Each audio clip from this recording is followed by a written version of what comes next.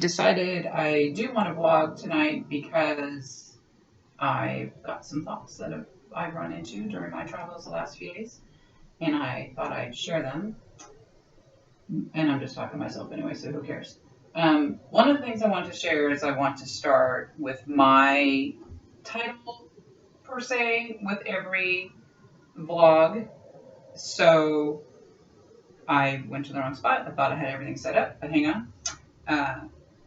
My voice is my power. This is something I wrote a couple of months ago in a state of don't silence me. So that's where it comes from. We'll talk about silencing it in a minute. My voice is my power. Silence is oppressive. I must use my voice. Speak out loud. Speak my truth. This is my choice. My voice is my power. I take it back. There's a lot of layers to that, to things that I mean in that I'll discuss at some point for the benefit of my children and my grandchildren. But for right now, again, let's just talk about the part about the silence. When I say that silence is oppressive, that was in response to someone's saying, don't share your power, don't share your talents, don't share how you do these witchy things, which, as I've discussed, I completely disagree with. That is in contrast to silence is a place of great power and healing, which is a quote by Rachel Naomi Remen, which I also absolutely believe. I believe in meditation. I believe in silence in terms of self-reflection and being in the moment and not saying every thought that comes into your head, because believe it or not, I don't share every thought that comes into my head. My coworkers will disagree with that. I remind them every once in a while, but there it is. There is such a thing as discretion. That's not the same as oppression.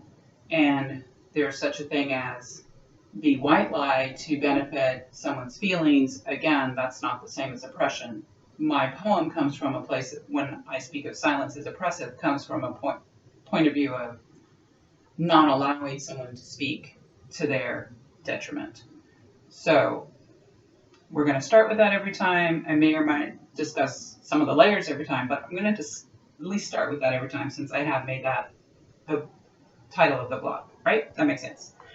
I'm coming to you live from across the country in Augusta. My time sense is completely fucked up. I'm sleeping when I should be awake, and I'm awake when I should be asleep, and I don't even know if I'm on graveyard hours anymore because I lost time and I didn't sleep and I slept, and it's all bad. But I'm doing the best I can, so I may not sound as articulate as I usually do.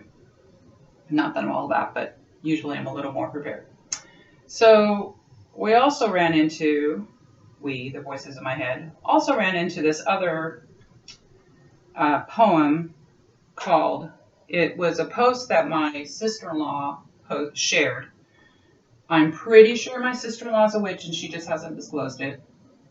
She may not even know it. And she is, for sure, in terms of what I've said before, that prayer, meditation,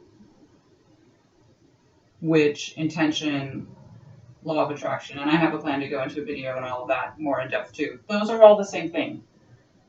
They're all speaking to the same goal.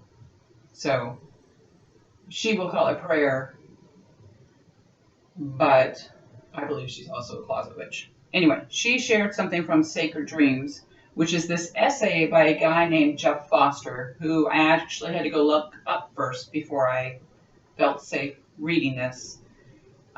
He seems like a pretty good guy. I don't know too much about him other than what I only just this moment researched.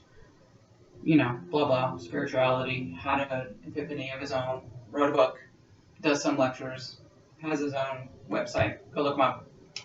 He looks safe. For want of anything else, he looks safe. And the reason I mentioned I'm traveled is, yes, that's a traveling altar behind me. I'm very proud of it. So anyway, this is called A New Dawn, the End of Codependency, which speaks to me on a bunch of different levels too. So I'm just going to read it, and then that will probably be it for the blog, because clearly I'm scattered and I have a bunch of thoughts. But I just wanted to get something out there on this right away. So it's going to take a minute, so I'll do my best to be entertaining. A New Dawn, the End of Codependency. You cannot save anyone. You can be present with them. Offer your groundedness, your sanity, your peace. You can even share your path with them, offer your perspective. But you cannot take away their pain. You cannot walk their path for them. You cannot give answers that are right for them or even answers that they can digest right now. They will have to find their own answers, ask their own questions, or lose their own questions. Make friends with their own uncertainty. They will need to make their own mistakes, feel their own sorrows, learn their own lessons. If they truly want to be at peace, they will have to trust the path of healing that reveals itself step by step. But you cannot heal them. You cannot diffuse their fear, their anger, their feelings of powerlessness. You cannot save them or make things right for them. If you push too hard, they may lose their own unique way. Your way may not be their way. You do not create their pain. You may have done or not done some things, or said or not said some things triggering pain that was already inside them, but you did not create it and you are not guilty, even if they say you are. You can take responsibility for your words and deeds. Yes, you can grieve over a past, but you cannot erase or change what happened, and you cannot control the future. You can only meet them in the here and now, your only place of power. You are not responsible for their happiness, and they are not responsible for yours. Your happiness cannot come from outside you. If it does, it's a dependent happiness, a fragile happiness that will turn to sorrow so quickly, and then you will get caught up in a web of blame and guilt, regret, and persecution. Your happiness is directly related to your presence, your connection with your breath, your body, the earth. Your happiness is not small and cannot be removed by fear or anger or the most intense shame.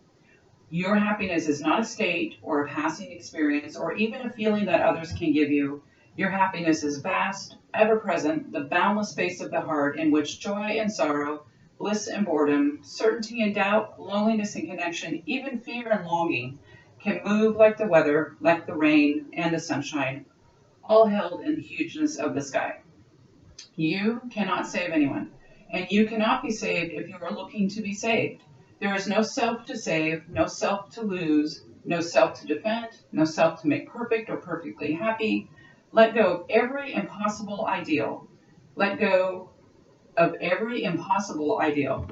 You are beautiful in your imperfection, outrageously perfect in your doubts, lovable even in your feelings of unlovability. All these parts have been given, and all parts are of the whole, and you are never less than whole. You are breathing. You know you are alive. You have a right to exist, feel what you feel, think what you think. You have a right to your joy and a right to your sorrows. You have a right to doubt, too. You have a right to walk your path. You have a right to be right and a right to be wrong. A right to this giant happiness that you knew when you were young. You are breathing and you are inseparable from the life force that emanates all things, knows itself as all beings, discovers itself in every moment of this impossibly wondrous existence. Your self-worth is not tied to what others think of you. It is tied to the moon, to the infinite expanse of the cosmos, to comets blazing towards unknown destinations, to the forgetting of time and the love of solitude, and this unspeakable gratitude for each new dawn, unexpected given. Jeff Foster. So that touches on a lot of the same themes that I'm starting to develop. Again, that we're all speaking of the same source of light and love. We're just using different languages, and that we all have pieces of divinity in us. We just have to remember that they're there and access them. You cannot save anyone. You can be present with them, offer your groundness, your sanity, your peace. This is what I'm offering, is my grounded, my sanity, my peace. Sometimes it's not apparent that it's there, but I feel it, I know it, and I'm trying to share it. But if I'm just talking to myself, that's cool too. Like, I'm really just doing this for myself and my kids. And if anybody comes along at 5 viewers now, yay, then that's great. And if not, if I never get any more than the 5 I already have, which are probably my 2 kids, my kid who's not my kid, and the other couple of people who are trying along, that's like totally fine with me. I'm not out for any recognition. I'm not out for a plethora of followers. I'm just out to speak my piece, P-I-E-C-E and P-E-A-C-E, and share what I know to be true. A lot of this I use, having never read this before, in my work as peer support for work, which I'll, again, talk about too at another time. But this is really important. This whole piece is really important. So I wanted to share that. I wanted to say that I wanted to vlog even though I'm on vacation and I'm dizzy with exhaustion, but that's nothing new. Took like an hour to figure out how to get this thing to upload, so I'm really happy I did it because I like the use of the computer versus my phone, and I'll probably do that when I get home. And I may have some more thoughts I may share midweek. I don't know.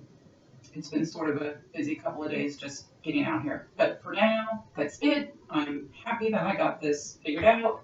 I hope that some of that rings true to you and you go research this guy. I'm going to do some research. I don't know. But I like what he had to say in that piece. And I love my sister-in-law very much for sharing it. So blessings to all. Travel safely, be well, and take care of yourself.